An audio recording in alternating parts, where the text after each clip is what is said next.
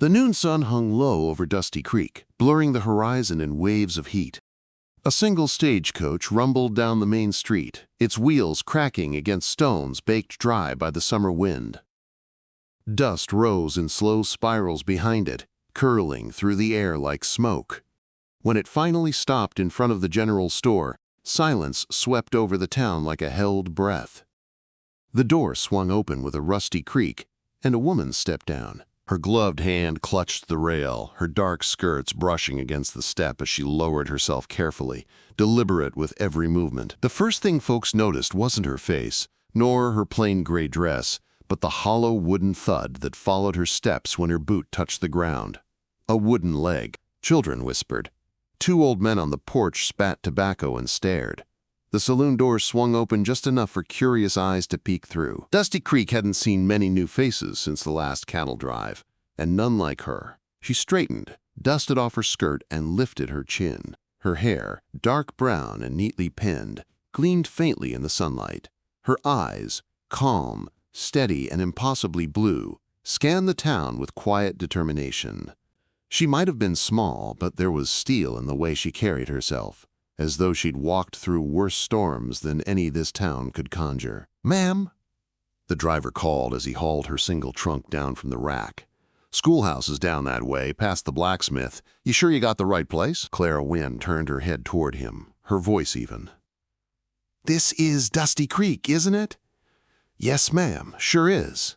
"Then it's the right place." She offered a polite nod, took her trunk handle with both hands, and began the uneven walk down Main Street. The sound of her wooden leg, soft thud, heel, echoed like a heartbeat through the quiet.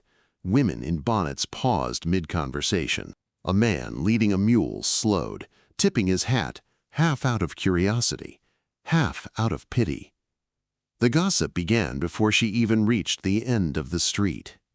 "Poor thing, she's a cripple. Can't imagine her handling those Granger boys. Reckon she won't last the month." Clara heard it all. She just kept walking. The schoolhouse came into view on the edge of town. A small white building faded to yellow by years of neglect. The bell tower leaned slightly, its rope frayed and coiled like a forgotten snake at the door. The sight would have discouraged most, but Clara felt something like peace stir inside her chest. This was her place now. Broken, yes, but not beyond fixing. She pushed open the door and stepped inside. Dust swirled in the sunlight, streaming through cracked windows. A dozen desks sat unevenly across the floor, some missing legs, others scarred with initials. Chalk fragments littered the teacher's desk. She ran her fingers across the surface, leaving a trail through the dust, and smiled faintly. "Nothing I haven't handled before," she murmured. By evening, she'd swept the floor, mended the curtain, and opened every window to let the stale air escape. She moved slowly, careful of her footing, but refused to stop until the classroom began to resemble something human again. When the church bell tolled 6, a shadow darkened the doorway. "Miss Wynn?" The voice was deep, measured, carrying a weight of authority. She turned to see a man standing tall in the doorway, a broad-shouldered figure in a dust-streaked duster coat, hat low over his brow. A silver star glinted on his chest. "Sheriff Caleb Granger," he said. "You're the new schoolteacher?" "I am," she replied, wiping her hands on her apron. "Clara Wynn, thank you for coming. Town council sent me to make sure you got settled. They also asked me to warn you." His tone was even, but his eyes, gray as a winter river, studied her with quiet doubt. "My boys attend this school, Eli and Amos. They can be a handful." "I've heard," she said with a polite smile. "I look forward to meeting them." "You won't," he said flatly, "if you quit before the week's out." Clara met his gaze, unflinching. "Sheriff, I didn't come all this way to quit." For a moment silence stretched between them. He shifted, thumb grazing the edge of his badge. There was something in her voice, steady, calm with a hint of iron, that caught him off guard. He nodded once, as if conceding something quietly to himself.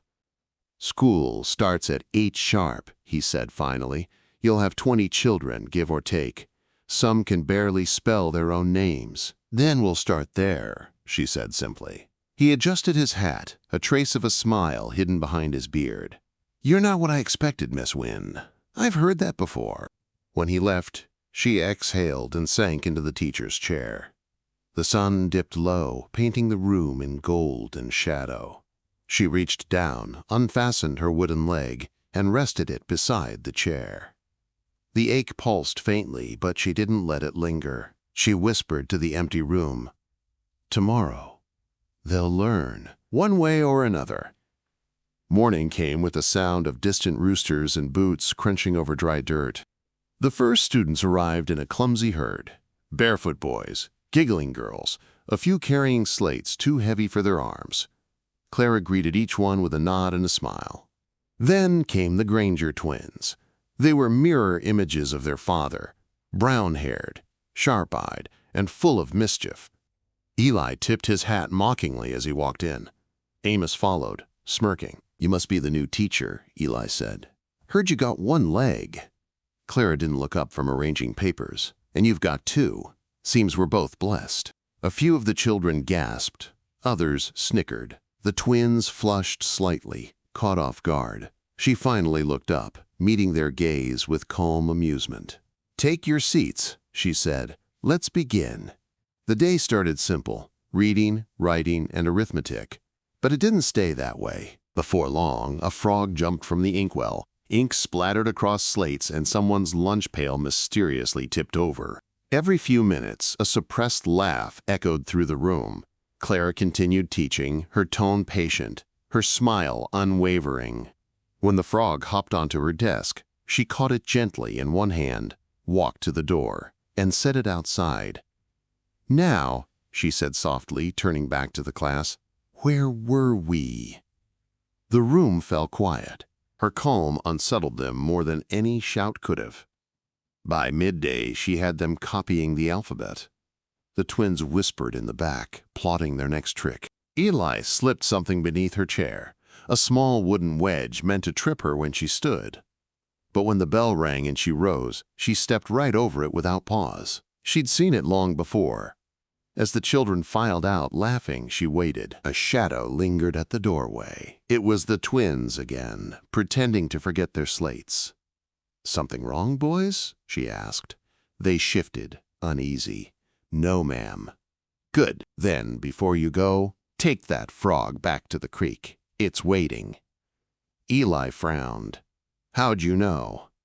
"I've taught long enough to know mischief when I hear it croak," she said. "And, boys, for what it's worth, next time you plan a prank, make sure it teaches you something." They looked at each other, then back at her. For the first time, their smirks faltered. She didn't raise her voice. She didn't punish. She simply turned away and began cleaning the chalkboard.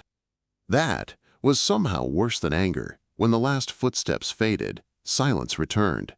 Dust swirled through the sunlight again. Clara sat at her desk, shoulders heavy but heart steady. She removed her wooden leg, rubbed the scar beneath her skirt, and whispered, "They'll learn." The sound of children's laughter drifted faintly from down the road. For the first time in a long while, Clara Wynn smiled, softly, almost to herself. The kind of smile that meant she was exactly where she needed to be, no matter how hard the days ahead would get. Outside, the church bell tolled across the valley, echoing through the quiet town. The same people who had laughed that morning were already talking again, about the schoolteacher who didn't shout, who didn't flinch, and who walked on wood as if it were iron. And somewhere down the dusty main street, Sheriff Caleb Granger heard those whispers too. He stopped in front of the jailhouse window, looking toward the small schoolhouse at the edge of town, and for the first time since his wife died, he felt something he hadn't felt in years. Hope. The next morning broke cold and clear, the kind of light that made every splinter in the wooden porch glow pale gold. Clara Wynn rose before dawn, tied her hair in a neat coil, and buttoned her faded gray dress with steady hands. The quiet inside the boarding house was comforting. Only the soft tick of the mantel clock answered her thoughts. She checked the straps around her wooden leg, tightened them until the fit was sure, and stood. The pain was a whisper now, nothing more. When she stepped outside, the world was still half asleep. A dog barked somewhere near the livery. The smell of bread drifted from Mrs. Carver's bakery. Clara's steps echoed as she made her way toward the schoolhouse, the sky streaked with red. She liked walking when the town hadn't yet begun to judge her for the day. By the time the bell struck 8, the children were pouring in, loud as a flock of crows. Eli and Amos Granger entered last, their boots kicking up dust, their expressions guarded. Clara greeted them with the same calm smile she gave everyone else. "Good morning, gentlemen." They looked at each other, surprised. No teacher had ever called them that before. "Take your seats," she said, voice even as sunrise. The first hour went smooth. The younger ones recited their letters, while the older students practiced sums on slates. Then came the whispering, the giggles, the slight rustle of mischief in the air. Clara could feel it before she saw it. Years of classrooms had taught her that silence could be just as dangerous as noise. When she turned, a paper frog hung from the ceiling by a string, bouncing over her head with every draft. The children burst into laughter. The Granger twins sat smirking in the back row. Clara reached up, took the paper frog gently, folded it flat, and placed it on her desk. "Thank you for the gift," she said. "We'll make good use of it. Let's learn something from this creature." The laughter died. She began a lesson on amphibians, turning the prank into an impromptu science lesson. Every few minutes she asked the twins a question, and every time they answered wrong, she smiled kindly and asked again. By the time the clock struck 10, they were squirming under her quiet persistence. When the break bell rang, the children ran outside, except for Eli and Amos. Clara called their names and they stopped at the door. "You think because I've got a wooden leg I can't handle a classroom?" she asked softly. Neither answered. She walked closer, her limp measured but sure. "Let me tell you something about that leg of mine. It isn't weakness, boys. It's the reason I'm still standing." They looked up, curiosity flickering through their defiance. "There was a storm," she said. 3 years ago." Stagecoach tipped in the canyon. Timber splintered. Glass flew. I crawled out, blood in my mouth, and a man had to cut what was left of me loose to save my life. I thought I'd never walk again. Then I learned that courage isn't about running. It's about rising, even when it hurts. The twins said nothing. Their eyes dropped to the floor. "I won't quit on you," she said quietly, "but you'll stop laughing at things that take strength to endure." She turned and opened the door. "Now go eat your lunch." They slipped outside without a word. That afternoon, Sheriff Caleb Granger rode into town to check on a shipment at the general store. He was halfway down the street when Mrs. Carver waved him over, flour dusting her sleeves. "Sheriff," she said, "you should know your boys met their match today. That new schoolmarm's got more grit than a mule team." Caleb frowned. "What did they do?" "Better ask her yourself," the baker said with a grin. "All I know is they walked home quieter than Sunday pews." He found the idea strangely satisfying. As dusk settled, Clara stayed late again, writing lesson plans by lamplight. She was bent over her papers when the door opened behind her. The familiar voice filled the room. "Miss Wynn." She looked up. Caleb stood in the doorway, hat in hand. Dust clung to his coat, and his eyes were tired but watchful. "Sheriff?" she greeted, rising slightly. "Mind if I come in?" "Of course not." He stepped inside, boots echoing across the floorboards. "Heard there was some trouble today." Clara met his gaze. "Nothing that can't be handled." He hesitated. "My boys give you grief. You let me know. They don't mean harm. They just lost their mother young, and they've been running wild ever since." "I'm sorry for your loss," she said softly. "But grief isn't an excuse to stop learning how to behave." His mouth twitched as if suppressing a smile. "Fair enough." He studied her, the lamplight glinting on her wooden leg's polished edge. "You don't scare easy." "I've already faced worse than mischief," she said. He nodded slowly. "I believe that." He turned toward the door, then paused. "Town council meets tomorrow evening. They'll want to see how you're managing. Don't let them rattle you. Thank you for the warning." When he left, the silence returned, but it was different now, less lonely. She sat again, feeling the ache in her leg fade into something almost proud. The next morning brought whispers in the street. The saloon girl, Lottie Mae, told everyone who'd listened that the new schoolteacher had shamed the sheriff's boys into tears. Others claimed she'd shouted them into obedience. The truth wandered somewhere between, and Clara didn't bother correcting it. Let them talk. The only opinion that mattered was the children's. Over the next few days, things began to shift. The twins stopped throwing paper balls. They came to class early, though they pretended it was to prank the stove or rearrange the chalk. Clara let them. Small victories, she told herself. One afternoon, she gave the children an assignment: write a letter to someone they admired. Most wrote to fathers, mothers, or older brothers. Eli and Amos stared at their blank pages. Finally, Eli raised his hand. "Ma'am," he said awkwardly, "what if the person's not around anymore?" "Then write what you'd tell them if they were," she said. They bent their heads over their slates, pencils scratching slow and uncertain. When the class ended, they lingered behind. Eli handed her his paper. "To Ma." It read in shaky lines. "I wish you could see us now. We got a teacher who don't yell and don't quit. She reminds me of you." Clara folded the letter carefully and smiled. "Your mother would be proud." The boys nodded and left. For the first time, she felt the faint pulse of change. That evening, the town council gathered in the meeting hall. The air smelled of tobacco and sweat. Mr. Harlan, the banker, adjusted his spectacles. "Miss Wynn," he began, "we're pleased you've kept the post longer than most. But there's concern. Some folks feel a woman with your condition may not manage the children properly." Clara's hands tightened on the papers in her lap. "If by condition you mean the leg I lost, I assure you it doesn't affect my teaching. The children are learning faster than before. Even the sheriff's sons show promise." Murmurs rippled through the room. Caleb, seated near the back, spoke up. "She's tellin' the truth. My boys mind her better than they mind me." The room fell quiet. Mr. Harlan cleared his throat. "Well then, Miss Wynn, I suppose we'll let results speak for themselves." Clara nodded. "They always do." When the meeting ended, she stepped outside into the cool night air. Caleb followed. The stars stretched endless above the rooftops. "You didn't have to defend me," she said. "Didn't seem right not to," he answered. "You think they'll ever stop seeing me as broken?" He looked at her then, really looked, and said quietly, "You're the strongest thing in this town." For a heartbeat, neither spoke. The sound of crickets filled the gap between words. She turned away before he could see the small, startled smile that curved her lips.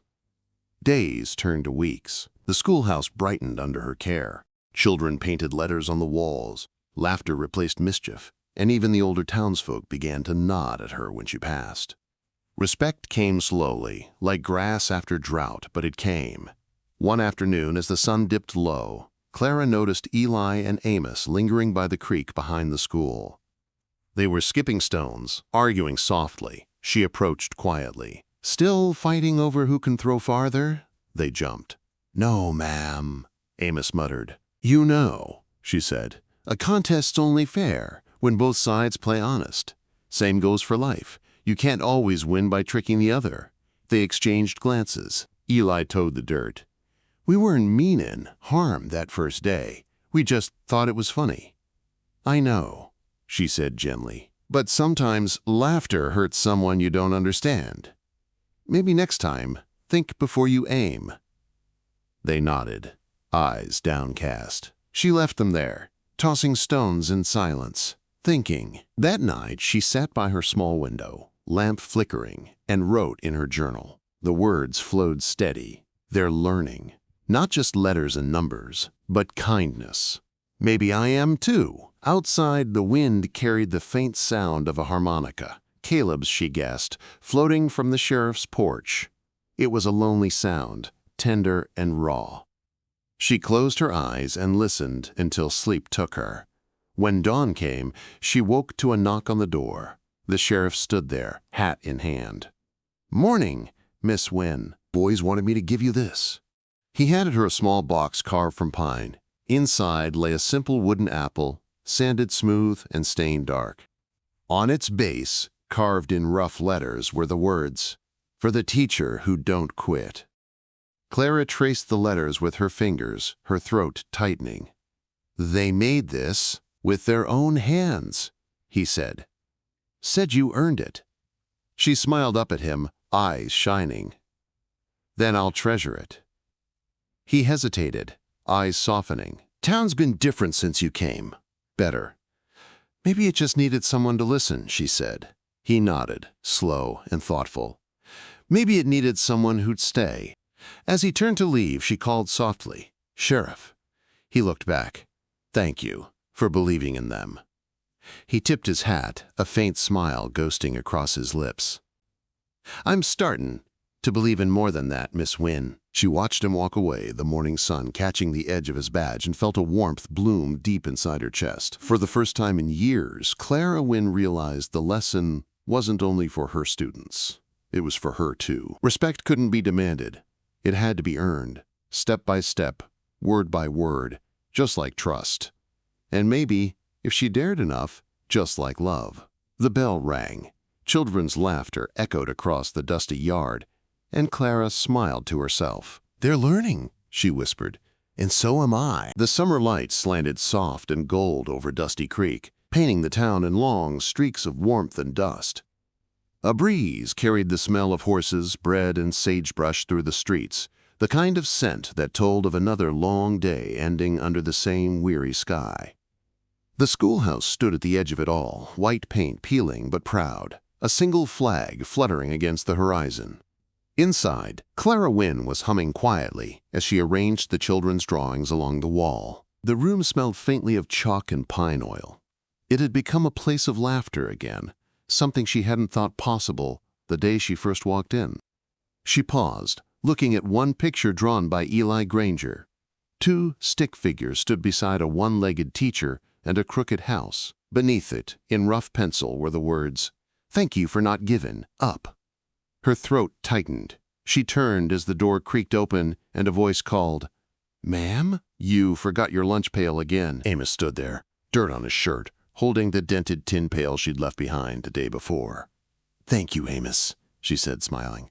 "That's twice this week." He shrugged, pretending not to care, but the faint flush on his cheeks told otherwise. "Your brother waiting?" "Yeah, out front. Said we should walk you home. Pa don't like us walking alone after sundown." Her smile softened. "Your pa's a wise man." They walked together down the dusty road, the boys racing ahead, laughing, their shadows stretching long across the fading light. It was strange how quickly she had come to care for them. Two wild hearts beginning to learn what decency looked like. When they reached her boarding house, Clara thanked them, but before she could turn inside, Eli asked, "Ma'am, you ever gonna tell us how you learned to read so much?" She laughed softly. "Books were my first friends, Eli. They never cared how fast I walked." The boy grinned, nodded, and ran off with his brother. Clara watched them disappear around the bend, then turned toward the porch. Her landlady, Mrs. Hatcher, sat rocking in her chair, knitting by lamplight. "They're good boys," Clara said. Mrs. Hatcher sniffed. "They're Grangers. Half the town's afraid of their father, other half owes him a favor. You be careful, dear. Sheriff or not, that man's still got a shadow about him." Clara's gaze drifted to the horizon where the sheriff's small ranch lay under the waning light. "Some shadows only look dark because the sun's behind them," she murmured. The next morning brought church bells and gossip. Dusty Creek Sunday service was the one time everyone dressed their best, prayed their hardest, and whispered the most. When Clara stepped into the chapel, the chatter dimmed. She could feel their eyes, some curious, some kind, some cold. But she kept her chin high, her steps even on the wooden floor. Her limp was less noticeable now. She'd learned to move like the rhythm of a hymn, slow, sure, steady. Halfway down the aisle, she spotted Caleb Granger sitting with his boys. He nodded once, subtle but genuine. She returned the nod and took her seat. During the sermon, the preacher spoke of redemption, of how the broken could still mend what was lost. Clara's hands folded tight in her lap. Each word seemed to strike somewhere deep within her chest. When the service ended, people filed out with polite greetings. "Morning, Miss Wynn," said Mrs. Harper, lips tight. "Fine sermon today." "Indeed," Clara replied. "I do hope the children behave for you, especially those two Granger boys. Must be a handful." Clara's tone was mild but clear. "They're bright boys. Just needed someone to see it." Mrs. Harper's smile faltered. "Well, bless your heart." As Clara stepped outside, she caught sight of Caleb waiting near the gate. His hat shadowed his eyes, but his smile was faint and kind. "Town's still learning you," he said as they fell into step beside one another. "I've noticed," she said dryly. "They talk because they don't know better. Folks around here judge what they don't understand." She glanced sideways. "You mean like a woman with a wooden leg?" He hesitated. "I meant anyone with more courage than they've got." Her breath caught, but she said nothing. The twins ran ahead toward the general store, leaving the two adults to walk in a quiet thick with something unspoken.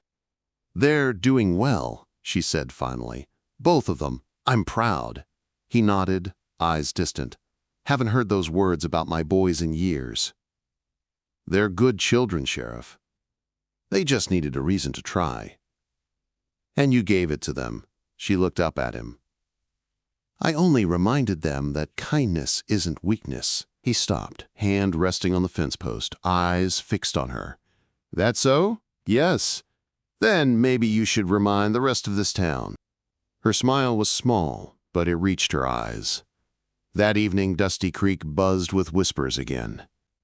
In the saloon, Lottie Mae leaned against the counter, talking loud enough for half the room to hear. "She's after the sheriff, that schoolmarm. Don't you see the way she looks at him?" Men laughed, glasses clinking. "Can't blame her," one said. "Ain't many men here worth looking at." "Or many women who'd put up with Caleb Granger," another added. The laughter carried out into the street where a passing ranch hand overheard. And by morning, the story had grown teeth.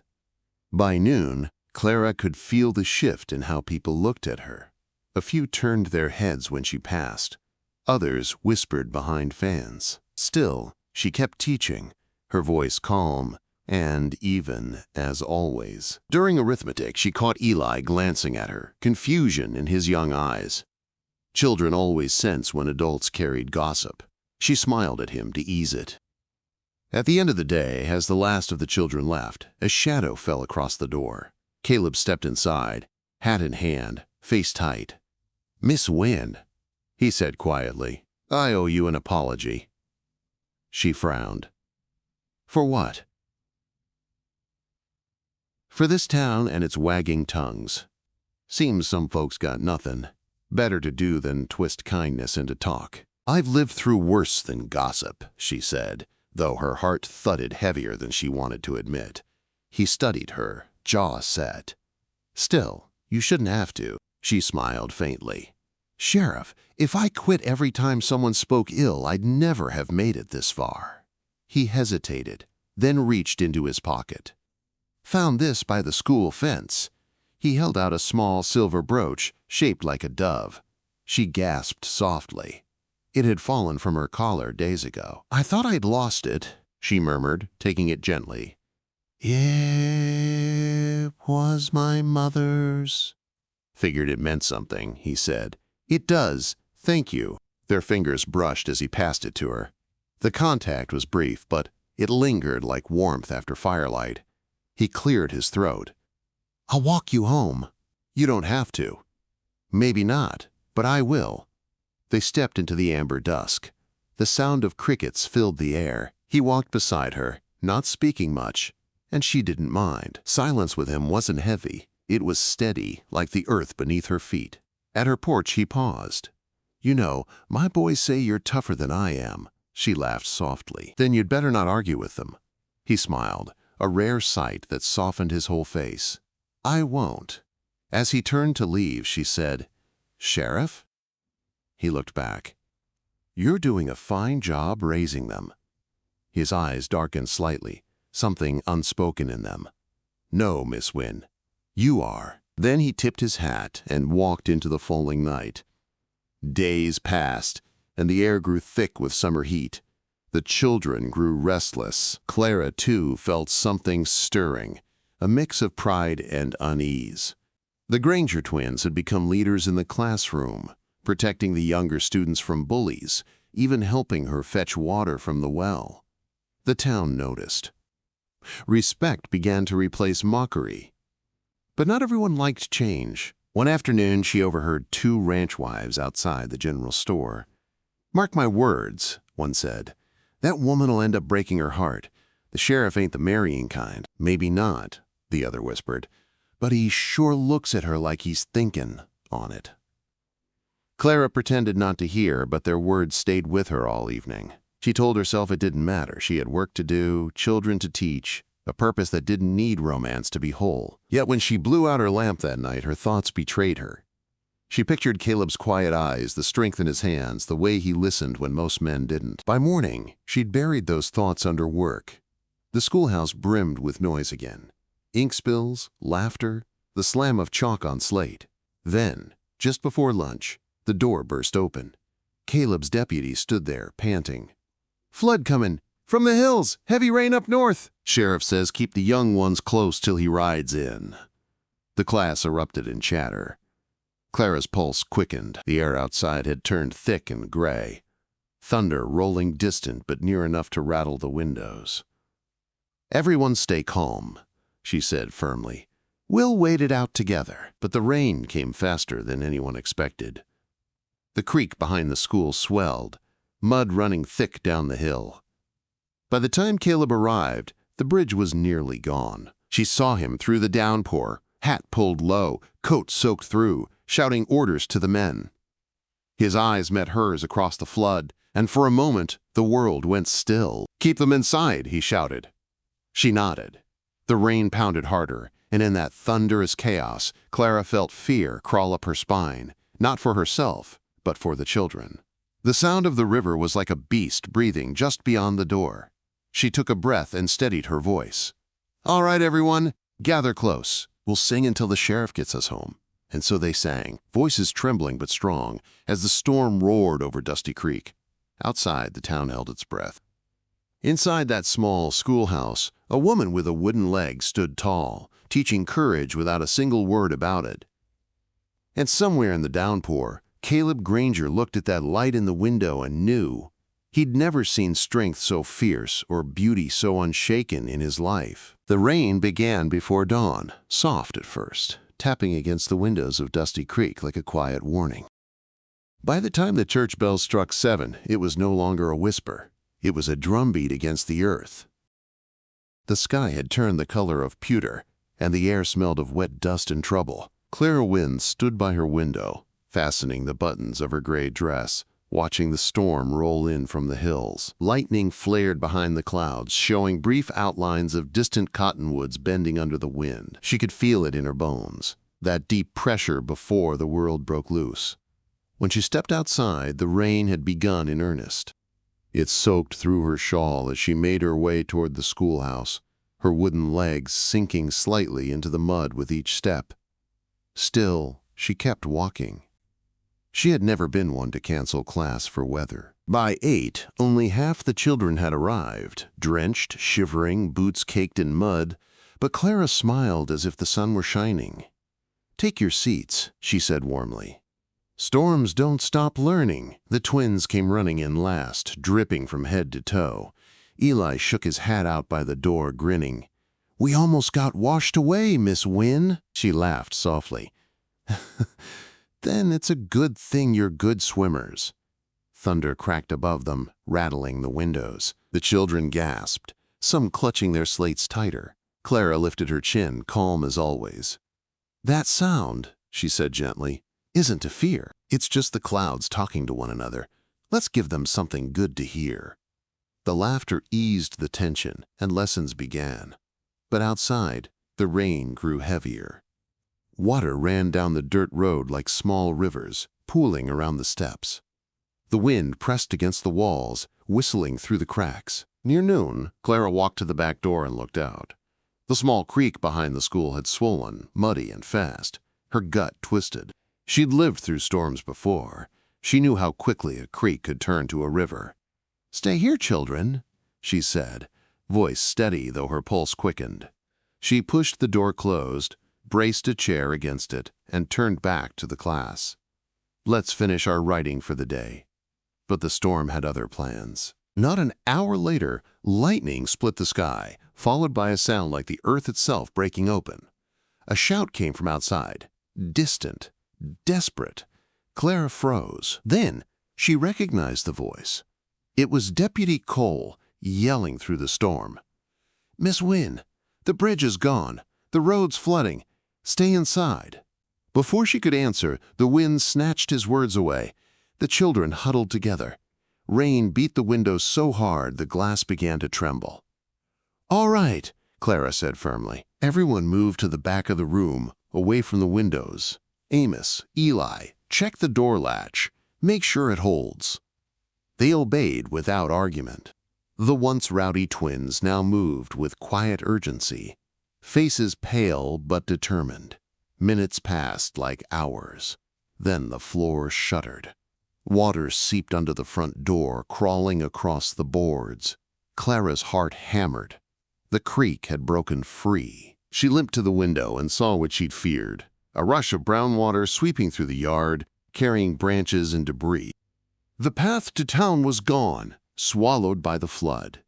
"Miss Wynn," whispered little Sarah May, clutching her doll, "are we gonna be all right?" Clara knelt beside her, resting a hand on the girl's shoulder. "We'll be just fine, sweetheart. We just need to be brave together." The children's eyes were wide, reflecting the flicker of lightning. She looked at the rising water again. It was already ankle-deep near the door. The schoolhouse creaked, the old wood groaning against the storm. She knew what she had to do. "Listen to me, everyone," she said, voice low but strong. "We're going to move to higher ground. I need you to hold hands and follow me. No running, no crying. Do you understand?" They nodded, trembling but trusting her. Eli stepped forward. "You can't go out there, ma'am. Your leg." She looked him straight in the eyes. "My leg got me this far, boy. It'll get us through this, too." She tied a length of rope from the supply closet around her waist, looped the rest around the door frame, and handed the end to Eli. "You hold this. Keep it tight." Rain slapped her face as she pushed the door open. The cold hit her like knives. Mud and water rushed past her boots, almost sweeping her off balance. Her wooden legs sank deep with every step, but she leaned into the current, teeth gritted. "Follow me!" she shouted. One by one, the children came out, clinging to the rope, faces pinched against the rain. She led them toward the small hill behind the school, the only patch of land above the flood. Each step was agony. The rope cut into her palms, her leg burned, and the current pulled harder with every inch. Halfway across, a flash of lightning blinded her. She slipped, the world tilting as her foot sank deep into a hole. Pain shot through her side. She fell to one knee, gasping. The children screamed. Then she heard a voice, strong, shouting through the roar. "Clara!" Caleb Granger was there, riding through the storm, water up to his stirrups. His coat was plastered to his shoulders, hat gone, eyes fierce beneath the rain. He leapt from his horse and waded toward them, fighting the current. "Keep hold of the rope," he yelled. "Get the children," she shouted back, struggling to stand. He reached her in 3 strides, arm wrapping around her waist, lifting her with one powerful pull. She tried to protest, but his voice left no room. "I've got you, Miss Wynn." Together they hauled the last of the children up the hill. The water surged below them, angry and wild, carrying the schoolhouse bell downstream like a toy. Clara collapsed in the mud, gasping, the rain washing blood from a scrape on her hand. Caleb knelt beside her. "You're hurt." "I'm fine," she breathed. "The children, they're safe," he said, "because of you." She looked around. All 12 stood huddled together under his coat, shaking but alive. Relief hit her so hard she almost cried. Then thunder cracked again, closer this time. A tree upstream snapped, crashing into the flood, sending a wave rolling toward them. Caleb grabbed her hand. "We have to move. My horse is just up the ridge." She nodded, though her strength was fading fast. He half carried her as they climbed, the boys helping the smaller children behind them. Every muscle in her body screamed, her wooden leg heavy as stone, but she didn't stop. Not once. When they reached the ridge, the land flattened, and the rain eased into a steady downpour. The worst had passed. Caleb turned, scanning the children. All accounted for. He crouched beside Clara again, brushing wet hair from her face. "You saved them," he said quietly. She shook her head weakly.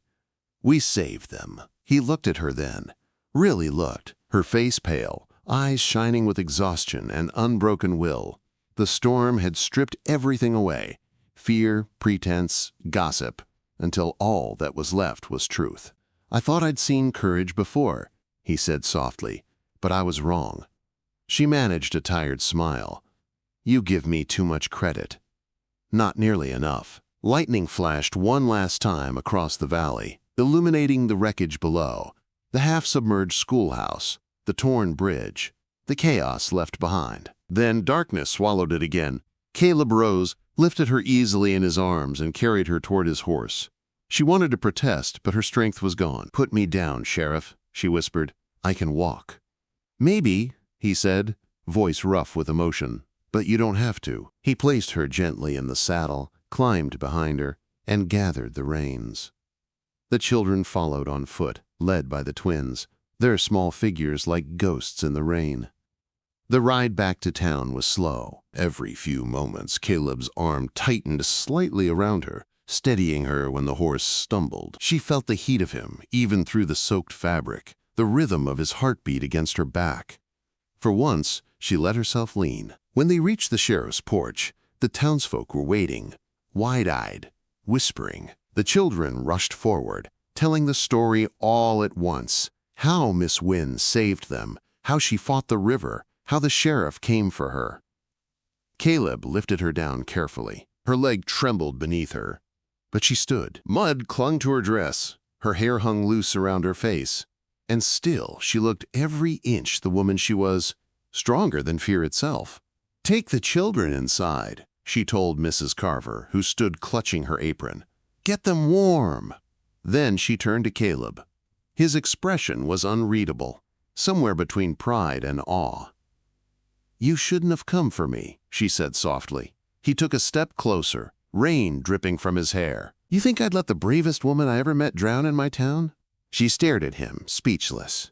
The wind howled between them, carrying the smell of rain and smoke and earth. "Clara," he said, her name rough in his throat, "you risked your life for my sons." "I'd have done it for any child." "I know," he said. "That's what scares me." The space between them closed. His hand found her cheek, fingers cold but gentle. For a heartbeat, neither moved. Then she leaned into his palm, eyes closing, exhaustion washing over her. "I'm all right," she whispered.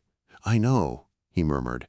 "You just don't have to be alone anymore." He helped her inside, set a blanket over her shoulders, and poured coffee with shaking hands. She tried to speak, but he stopped her with a look. Tender, fierce, certain. "Rest," he said quietly. "You've done enough saving for one day." And for the first time since she'd come to Dusty Creek, Clara Wynn allowed herself to rest. Safe, not because the world had softened, but because someone else finally stood beside her in the storm. Outside, the rain slowed to a whisper, tapping against the windows like an exhausted sigh. The floodwaters began to recede, carrying away the old and leaving behind what could still grow. In the sheriff's house that night, under a sky clearing to starlight, two lives that had been battered and mended by loss found something steady enough to build on. Not promises, not vows, just the quiet beginning of trust. And as Caleb sat beside her sleeping form, the lamp flickering low, he thought of how strange it was that a woman who'd come to teach children how to stand tall had ended up teaching him the same. The sun rose over Dusty Creek like forgiveness. After days of storm, the sky had cleared into a pale, endless blue, and the air carried the clean scent of wet earth. The town had survived, though not without scars. The bridge was gone, fences broken, a few roofs caved in, and the schoolhouse leaned sideways like a weary traveler. But no one had died. And that, everyone said, was because of her. Clara Wynn became the name on every lip. The story spread faster than gossip had ever done before. How the woman with the wooden leg led 12 children through a flood.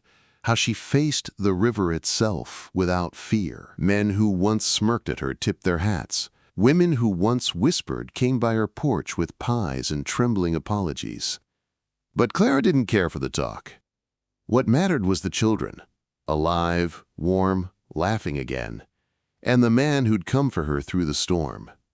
It had been 2 weeks since that night. Her legs still ached from the strain, and sometimes she woke in the dark, hearing the roar of water. But every time she opened her eyes, she saw the soft glow of a lamp and the sheriff's coat hanging over the chair across the room. He'd left it there that night, and she hadn't had the heart to move it since. The rebuilt schoolhouse stood half-finished, and until it was ready, classes were held in the church hall. The children arrived early each day, eager to help sweep the floors or carry books. Eli and Amos, especially, worked harder than anyone. One afternoon, Clara found the twins painting a sign in careful letters, "Dusty Creek School, founded on courage." She smiled so wide it hurt. When she stepped outside, the sunlight hit her face like a blessing. Caleb Granger stood by the hitching post, sleeves rolled up, talking to the carpenter. His voice carried steady, calm. But when he looked up and saw her, something in his eyes softened. "Miss Wynn," he said, touching his hat. "Didn't expect to see you out this early." "I can't stand sitting still," she said, smiling. "Besides, someone's got to make sure these boys don't paint the sign upside down." He chuckled. "I reckon you're the only one they'd listen to." "They listen to you," she said quietly. "Not the way they do to you." For a moment, they simply looked at each other. Two people who had been through the worst a storm could bring and come out standing. The carpenter cleared his throat politely and walked off, leaving them in the golden dust. Caleb leaned against the post, watching her with that same steady gaze she'd come to know. "You ever think about leaving?" She tilted her head. "Leaving Dusty Creek?" He nodded. "After all this, you've got enough courage to take on the world. Could be you'd want more than this little town." She looked past him at the open fields, the crooked rooftops, the way the wind carried the smell of sage and promise. "I did once," she said. "Before I got here, I thought courage meant moving on. But now I think sometimes courage means staying, especially when your heart finally has somewhere to rest." He studied her quietly, his jaw working as if words didn't come easy. "You always know the right thing to say." She smiled faintly. "Not always. Sometimes I just say what I need to hear myself." A gust of wind lifted her hair, and he reached out without thinking, tucking a loose strand behind her ear. She didn't pull away. The touch was simple, reverent, full of things unspoken. Then the twins came running, laughter shattering the moment. "Pa! Miss Wynn!" Eli shouted. "Come look!" "The preacher says we can ring the bell again once school starts." "That's good news," Caleb said, though his voice was softer now, his hand dropping to his side. Clara smiled. "It is. Bells mean beginnings." "Maybe that's what we all needed," he said quietly. The days that followed were filled with work. Every man in town lent a hand rebuilding the bridge. Women cooked for the crews, children fetched water. Clara taught her lessons among the hammer strikes and sawdust. Each evening the sheriff came by to walk her home. They didn't talk much, but their silences had grown comfortable, like 2 pages of the same book resting side by side. One evening near sunset she found him waiting by the gate, holding a parcel wrapped in brown paper. "What's this?" she asked. He handed it to her, sheepish. "Something I ordered from Carson City. Took a while to get here." She untied the string and unfolded the cloth. Inside lay a finely crafted wooden cane, polished smooth, with a silver band near the top, engraved with her initials, C.W. Her breath caught. "Caleb, I figured it might help you on the rough days," he said. "But if you don't like it," she touched the engraving with trembling fingers, "it's beautiful." He exhaled, relief flashing through his eyes. "Then I'm glad." She looked up at him, voice barely a whisper. "You didn't have to do this." "I wanted to," he said. "After what you've done for my boys, for this town." He hesitated, searching for words that didn't sound too big for his mouth. "You deserve something good, Clara." The way he said her name made her heart stumble. No one had ever spoken it like that. Quiet, certain, as though it meant something more than a word. She swallowed hard. "Thank you." He nodded once, tipped his hat, and walked off toward the stable, leaving her standing there with the cane pressed to her heart. That night, she dreamed of water. Not the raging kind that took, but the calm kind that gave back. When she woke, she could still hear the echo of Caleb's voice in her ears. The next morning dawned bright and cool. The schoolhouse bell was hung again, and the town gathered for its first ringing. The preacher gave a speech, short and solemn, then gestured toward Clara. "This school stands today because one woman believed no child should be left behind," he said. "Miss Wynn, would you do us the honor?" She climbed the steps slowly, her new cane gleaming in the light. At the top, she pulled the rope. The bell rang clear across the valley, loud and proud. The crowd cheered. Children clapped, and even the old-timers who once doubted her wiped their eyes. When she turned, Caleb was there, standing beside his sons, hat over his heart. Their eyes met, and in that single look passed all the words they hadn't said. Later, after the crowd dispersed and the sons slipped behind the church steeple, Caleb approached her where she stood by the school fence. "Town owes you more than thanks," he said. She smiled. "I didn't do it for the town." He nodded. "I know." A long silence stretched between them, warm and alive. He took a breath, looked down at his hands, then back at her. "I ain't good with speeches," he said slowly. "Never was. But I know what I feel when I see you standing there. Feels like I'm home, Clara. Been a long time since I had that." Her throat tightened. "Caleb, I'm not asking for promises. Just want you to know you've changed everything for me and for my boys. We were lost before you came."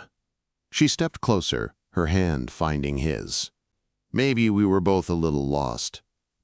He looked at her then, the evening light turning his eyes the color of amber. "If you stay," he said softly, "I'll spend the rest of my life making sure you never have to be again." The words hung in the air, simple and raw and true. Clara's heart beat so hard it almost hurt. She searched his face, the steady strength there, the softness that had learned how to love again. Then she smiled through tears she didn't try to hide. "Caleb Granger," she whispered, "I'm not going anywhere." He let out a breath that sounded like a prayer, and for the first time he reached for her fully. His arms went around her, drawing her close. The world seemed to still, the wind, the bell, even the river itself. She could hear his heartbeat beneath her cheek, solid and sure. It was a slow kind of embrace, the kind that said more than words ever could. Not passion's blaze, but love's quiet certainty. When they finally parted, his forehead rested against hers. "Guess the boys were right," he murmured. "You did tame us." She laughed softly. "I just taught you manners." He grinned, that rare crooked grin she'd come to treasure. "Either way, I ain't complaining." That night, the town gathered at the rebuilt bridge for a small celebration. Lanterns hung from posts, music floated on the breeze, and laughter filled the air. Clara danced once, with Caleb, slowly, carefully, under the watchful gaze of a grateful town. Her wooden leg tapped steady against the boards, perfectly in time with his steps. When the stars came out, he led her to the edge of the bridge, where the water glimmered beneath them like a mirror. "You ever think how strange it is," he said, "that the same river that tried to take you away gave me back everything I'd lost?" She looked up at him, smiling. "Life's funny that way." He kissed her then, soft, deliberate, a promise sealed in the quiet between heartbeats.